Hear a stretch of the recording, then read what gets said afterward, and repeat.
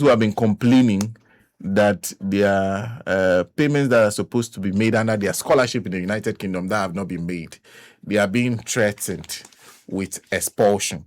And I spoke to her the last time, the Ghana High Commissioner to the UK, Zita Saba Benson, the last time on this issue is she said they were working to address the issue. Seems the issue keeps coming up. Now we are finding out that the UK scholarship is one of the things we should aspire for. Because whilst you are on scholarship, you'll be taking care of your children. Fantastic. I never knew. And your spouse. Yes. Oh, that's good. That's a good one. She joins us on the line. Good morning, and thank you very much for your time. Good morning, Sana. How are you? And good morning to all listeners and viewers. I am fine. I hope you are too. Yes, I am. And everybody is interested in this particular story. In fact, today there's a newspaper before me calling Scholarship Rot Exposed. Exactly what happened? Did you do an audit? What happened? As in your intro, I heard that this issue has been ongoing for a while, and yes, it has. So we've been finding ways to, resolve it, get the monies to pay. So for a brief background for your listeners who are not aware of the situation, there was a legacy debt of between 35 million to 37 million pounds. If you take it into dollars, it's almost about $60 million or something like that. So, last year we paid 3 million. This year we paid the first quarter payment. This was the second quarter payment. But in the process, I realized that even in 2025, when we took power in January 2025, the former registrar still sent people in 2025. So we still have 2025-2026 academic year students who came in with letters signed by the former registrar. And it's a no-no, because at the time, his party was not in power. So under what mandate did he do that? So I then started to dig in further. And let me say this, that the 2025-2026 academic year people, I found out there were about 189 students in here. And the amount involved with those 189 is about 3.2 million pounds. We are talking about 3.2 million pounds. 189 in 2025. Yes, 180. Yes, and this current government, the NDC government, because of the huge debt we found under the scholarship secretariat, we decided that we're not bringing in new students until we clear the debt that we owe the various institutions. And only for me to find out that indeed we do have 2025-2026 academic students here. But that's besides the point. So we got instructions from the Ghana Scholarship Secretariat that we need to do the oath taking and verification so that we can start paying these debts. Then I got all the documents. I became apprised of the situation, and then I found out that some of these students who were brought in actually came with their whole family. So if the mother or father gets a scholarship award, the spouse, maybe the wife or the husband, is also joins the whoever gets the awardee, and including all children. And so now it is scary, because I have the documents. They pay for their yellow card vaccination. They pay for premium visas for these families, and they pay their air tickets. And on top of that, each family member that is the awardee gets 8,160,000 pounds. And some of these tickets that I saw amounted to as much as 90,000 Ghana cedis. 90,000 for tickets for whole families. So if they hadn't been that reckless and they had just taken care of people who had been awarded scholarships, this debt would have been resolved, because if the monies that they were using to take care of whole families could have been paying off these scholarships that we owe the institutions from 2020. The debt is from 2020, and yet we were not.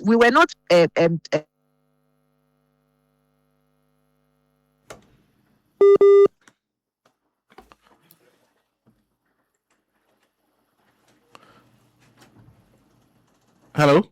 Hello? Yes. We lost you there briefly. I'm saying that. Okay. I'm saying that all these monies that were being taken care of whole families could have been every year being used to pay off these scholarship debts. So I Yesterday in my interview that I did, I called on the NIB. I know the NIB is investigating this issue. They should expedite it so that we will know what to do. Because I am at this end. Students think that I'm the one not wanting to pay them, but I don't even have the money to pay them. I see. That's interesting. Who usually pays for these scholarships? The Ghana Scholarship Authority, they send us the money. We don't disburse scholarships. All we do is disburse the money. So they bring us a list of students they brought in, and then at the then after that they put the money into our accounts, and then we disburse the payments. And your debt is around, the last time you said was around, you were just saying 30 to 35 million pounds. So we 35 million, and now I have found out the 3.2 million. Which is a discovery. 2026 academic year. Yes. It's not part of the 30 to 35 million. No, it's not part of it. I see. So that raises your debt goes up. Yes. I see. And the point I'm making is that if we had just focused on students coming in, all the monies the extra monies we spent on the family, some of the it's all in my video I just mentioned, I used one example, but I have whole files of various families. It wasn't just the princess I mentioned. There's so many. Some of them are men who got the award, some of them are women who got the award, and their whole families accompanied them to come and study. It doesn't make sense. Even look, in the UK here, the UK doesn't fund tertiary education. The UK doesn't fund tertiary education for their people. The US doesn't fund tertiary education for their people. You get a student loan or a grant and you go to school. The government doesn't do it. Let alone fund your education plus your whole family being taken care of. It's not done anyway. It's not done anyway. So you get the scholarship. And so whoever... Yes. Okay. So I want to understand. The person gets the scholarship. The family, the children are flown with him or her to the UK. And over the period of the scholarship... All expenses paid, including yellow fever card. I see. Even they live in Ghana, all expenses are paid. I have the documents. It's just that I don't want to put out names, but I have all the documents. And the travel agent that was issuing the travel agent that was issuing these tickets and doing the visas for them, I have all the documents. Anyway, I think maybe because we're wondering what kind of people are being sent to the UK anyway, but maybe those questions are not yours to answer. But you are now having to deal with debt that involves taking care of the families. Yes. Are they paid stipends or allowances, the family members? Yes, the families are paid allowances. That's the £8,160, and then the student is paid stipends plus tuition. But all expenses taken care of where it comes to visa application, airfare, and yellow fever vaccination. Oh, so in this case, you have no choice than to wait on the scholarship secretariat to give you the money. Then you pay them. You pay off this debt. If money comes, I disburse. If money doesn't come, and that you can protest 100 times. There's nothing I can do about it. I see. Well, thank you very much. You're welcome, Sena. I have to run into a meeting. Yes. In fact, that's why to everybody. That's why I'm ending it. Thank you. Sorry about that. Thank you very much. Sorry, I'm running into a meeting. Thank you. Bye. Excellency Zita Benson is Ghana's High Commissioner to the United Kingdom, speaking to us on the line. Very interesting. I never knew. All this while, all you needed is to aspire to be scholarship beneficiary. Then all your family problems are solved. If you have 5 children, your husband, your wife, everybody will be taking care. In fact, you can increase the quota of children you have. Yes. You end up in the UK like that. It's unbelievable. Oh, that's nice. And if everybody didn't tell us. And if you put the amount of resources that was sunk into just this individual's scholarship funding, it would have taken care of more than 10 university students, brilliant but needy students in Ghana. More than 10. Because you don't need you can't move somebody on scholarship. Okay, first of all, I'm wondering who are we giving these scholarships to? That's one. And for what purpose are we handing out these scholarships? What is the big plan? Because if I am moving your family, then you are exceptional. Yeah. I need you to go to the school for a reason for me, to benefit me, not to benefit you. If I am touching your family, I am not only sending you, I have gotten to the point where I feel that your family should go with you. Then it means that I find you highly beneficial to me. Exactly. That this your schooling will benefit me. And to make you interested in going to the school, I have decided that, your family, I'll pay for your family card to be with you. Do you understand? Yeah.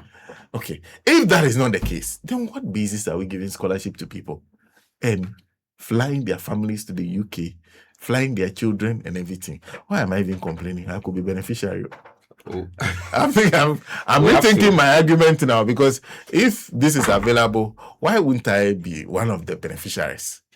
I'll go to the UK, my wife will follow me, my children will be there, they'll be paid allowances whilst I'm there. Yes. Why not? Yourself will be paid. Your fees will be taken care of. I think we have to review this scholarship regime. Okay. But the people who are in power, how can somebody benefit and others not benefit? We are all waiting in the line. It's either... Do you understand? There you are. You can't pay your debts to the UK. Can you imagine? And you are doing this. You can't pay your debts to the UK government. Because of some of these foolish things that you have engaged in. How does that make sense? 30 to 35 million pounds. And imagine if you're paying £8,000 you see, Senna, in allowances to people who are not on scholarship. I was telling Eric that if you've gotten scholarship, what is the to plan? study outside the country, you go, for instance, UK, and you get there and then you notice that, the accommodation is big enough. My wife can join me. That is your matter.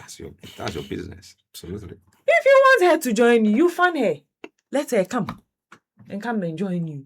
But in this case, they'll pay for everything. Bring your children along. And they will still be paying them monthly allowances.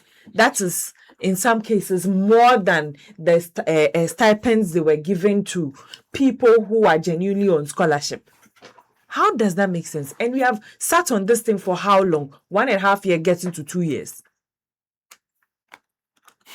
Nobody is answering any questions. People must answer questions. Nobody is answering any questions. The guy is walking freely, laughing around, going up and down in this country. You even discuss matters of wasteful expenditure. You sit would on hear TV him and be arguing. Who supervised Just because I'm sure you will be there talking about what do we call scholarship secretariat boss.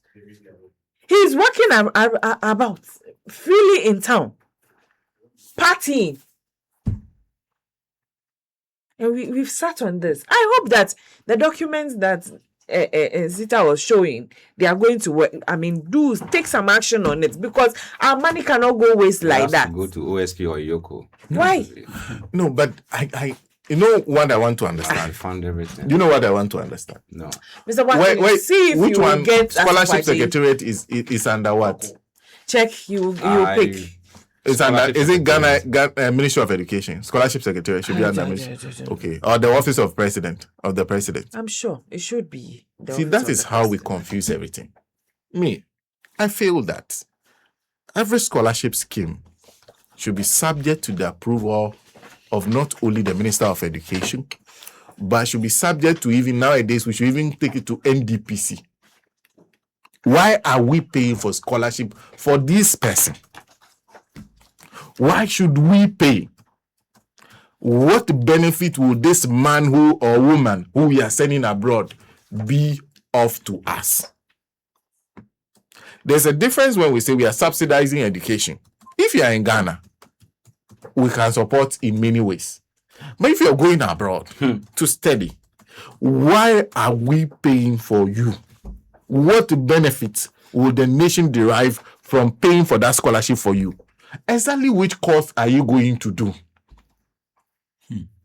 So you are How does that course advance our national development and national goals? It's under the Office of the President. This is where the problem starts. You see, I always feel that the way we align things is problematic. If we plan to go somewhere, some of the arrangements need to change immediately. Okay, I am saying this knowing that this is not something bad. I could have been beneficiary. But you see, the truth must always be told. If we are a country with a plan, knowing where we are going, we will not pay for somebody and his wife and children to go to the UK. And I am sorry if you are one of those who are targeting that. And I am spoiling your this. I'm pouring sand in your garden. hope it's not going on. How are you pouring sand into somebody's guy No. with the comments you are making? No, what I'm saying is that we need to look at It this. was done in the past doesn't mean that it should, It should continue. It is wrong. We need to look at this from a bigger perspective of where we want to go as a nation.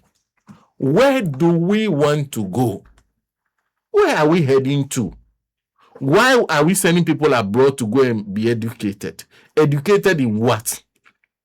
Can we do it in Ghana? Can we pay for them to study in Ghana? And why are we even paying for them to study in the first place? What will be their use to us? Because for all you know, some of the scholarship students, when they are done, they stay in the UK. And after you spend millions of pounds of them, they now contribute to the UK economy. So we send the student there, train them With our resources. with our resources for They them to now refuse. benefit the UK economy. refuse Or to they come go back. to the US, go and benefit the US economy. So then why are we doing it in the first place? So why do we have a scholarship secretariat? What is it supposed to do? How does it fit into our bigger Ghanaian agenda, national development agenda? Where are we going with all these expenditures?